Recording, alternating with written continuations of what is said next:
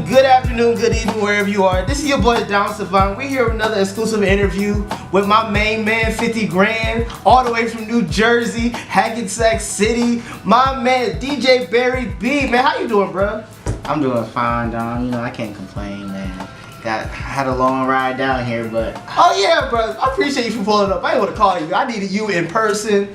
I'm like, this my nigga since day 2. Because freshman year was a blur.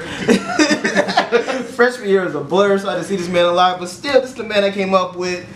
This is who I got money with, all that great stuff. People, make sure you find those friends that you can get money with, man. But anyway, I ain't got no icebreakers. Let's cut to the chase, man. What do you do? Who are you? You're a DJ Barry B, but are you a real DJ? am I a real DJ? I wouldn't necessarily consider myself a real DJ. I would consider myself someone who appreciates music Okay. and studies music. Study music. Musicianist? I would. Musicianist? I mean, if you consider a turntable an instrument, yes. Okay.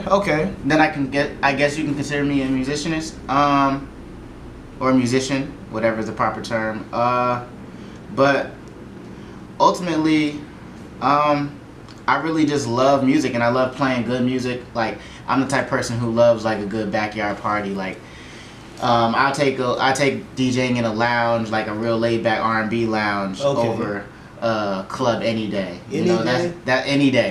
that's just who I am. You know. So you are. So you rather just be chilling with it. Yeah. So like, all right. So if you make it big, you're gonna make it big, but like you're not really gonna be like, you're not gonna feel it. You're not really gonna care about it. It's. I wouldn't necessarily say I wouldn't care about it, but it would be something that I just can add to my portfolio as to like who I am. So, like I like DJing, but it's not something that I'm passionate about. You know what I'm saying? Okay. So like my true passion is like basketball. So recently I've just started coaching basketball, and All right. you know, I'm coaching like the 4th grade team on the AAU circuit, and Okay.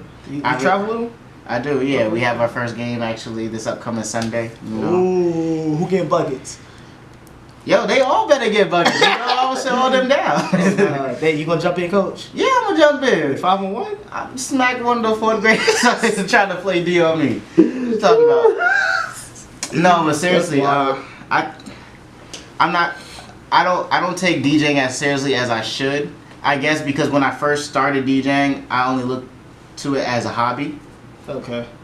And it fostered into something else when I got here to school, because when I came, I ultimately didn't want to DJ. I didn't DJ freshman year. And then sophomore year came around, and I was just like, well, I might as well just take my equipment to school, see how it goes. And then Over Down Holla rolled around, and that's kind of how DJ got.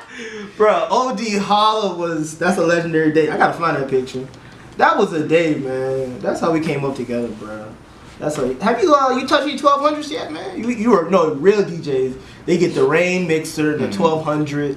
Like, have you touched any of that yet, man? Yeah, I've actually been practicing on a couple 1200s with some of my mentors who actually have it back in Jersey, and then I worked with Camo a couple of times, and he's let me use his. Oh, DJ Camo. Mm-hmm. All right, cool. But I don't personally have my own just yet. Okay. I'm still working on saving to get some, and then I also got to find ones that are actually working properly and ones that someone is willing to let go. Because once you have 1200s or techniques, you know, people don't really want to let them go. Oh, bro. I would say get some reloops. Cause even my OG, you know, I was like, yo, let me get to the 1200s. Now I can't DJ like that. I just want to like say I got 1200s. I got 1200s. You don't. I'm not even gonna touch them. They just gonna sit there and collect dust. But like I would say, get some reloops. They're cheaper, and no one's giving up 1200s, man. Especially Technics. They don't make them no more. But listen, I got a question. How does what should the outside person or the partier know about DJing that they don't appreciate as much? The transitions. Transitioning from song. Yeah, like some DJs get real creative with their transitions. I know I do like a lot of lyric transitions. Okay. So for instance, say I don't know, I'll do a song where one of my I think this is one of my favorite transitions is when I play "Let It Go" by Missy Elliott and Keisha Cole, and then it gets to the part where goes like, "Damn, that's hot," you know what I'm saying? And then they go like, "We gonna mix it with Biggie. It was all a dream," right? And then I'll loop, "It was all a dream," and then I'll go into "Juicy" by Biggie. So, and I think that's something that people don't necessarily appreciate, but people are just like, "Oh, okay." He played music. Yeah. He played 2 songs that people get hyped to. Yeah, I think people don't realize the type of work that we put in behind the scenes, you know, and I think that instead of saying, "Oh, this DJ's trash," instead of listening to the music he's playing, listen to how he transitions his music. You know what I'm saying? Like, he could be trying to work on something when the party's not as hype as you want it to be. So he's like, "Well, I'll use the opportunity to practice something, see how the crowd responds to it." But if you go in there with a mindset like, "Oh, this DJ's already trash," then you're not really giving him a chance. That made a whole lot of sense. So you like to play this the way they got the sample from into new shit? Yeah, like for instance, like let's go with Nicki Minaj's new song, "Barbie Dreams." Yeah. She got that off of Just Playing, sampled by Biggie. Right. Okay. All right. That's an art nobody really thinks about as much. Cause like I say, the partier, they just want to party. Excuse me. They just want to party. That's all they want to do is party. Mm-hmm. Whereas you got the people behind the scenes, they're like, all right, the sound person, make sure the sound sounds right. The DJ, make sure he got all the music in the right crates. You know, and that's how it is. Do you believe that the DJ should be both the person on the mic and DJing, or just DJ the music and you have somebody next to you on the mic? I personally think that the DJ should worry about just DJing, and I don't think that they should be on the mic. I'm a stickler for you should let your song choice and your transitions speak for itself. Okay. And if you choose to have a host, then so be it. Some clubs need a host, some clubs don't.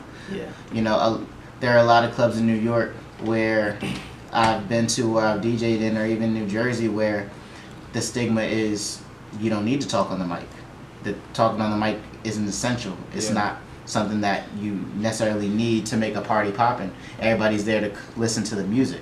They're not there to hear somebody go like, "Yeah, shake that ass. Yeah, turn me up." Like, why do you need that? Why can't you just get hype off the music or hype off the transition? Or like, you're there to have a good time. Why do you need someone to encourage you to have a good time? Like, if you spend $20 to get into a club, you're gonna rely on the host to get you hype? Wow, I didn't think of that. I've been around a lot of shit. I have not thought about that. You know what I'm saying? Like, why? Like, if the DJ's already in the club playing music and the host's not there yet, why can't you just have a good time before the host get there, or without the host? You know what I'm saying? So I feel like it's just people don't know how to like party, I guess. I think so, because I mean, if you think about it, right, back like in the old days, right, like you didn't necessarily have a lot of DJs speaking on the mic. Like those who did start speaking on the mic became pretty famous, but that was because that's who they were. They were ones who could handle DJing and being the host at the same time. Oh, okay. But like those are select groups of people, you know what I'm saying? Like everybody can't do it, and when people start trying to like step out of their comfort zones and do something that they're not accustomed to doing, that's when they fuck up. That makes sense. So like I'll give you an example. Kid Capri. Kid Capri is very good at talking on the mic. He screams a lot.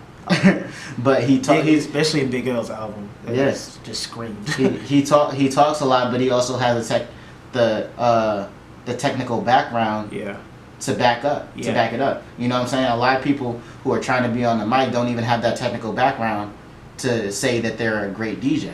Okay. You know what I'm saying? Like if you can't even do a simple baby scratch or a simple back scratch on beat, I don't even think you should be able to touch the mic. At least not while music is playing. Damn. That makes sense too. I mean, you can't do one without the other. Right, right. You're there to if you're there to be a DJ first. Then the mic skills should come after. Right. If that's essentially what you want to do, you should build up to that. It's like in basketball. Like if you know you want to be a point guard, the point guard has to have the best handles on the floor. Best handles, right. Right. So work on your ball handling first, so that way you can handle the pressure.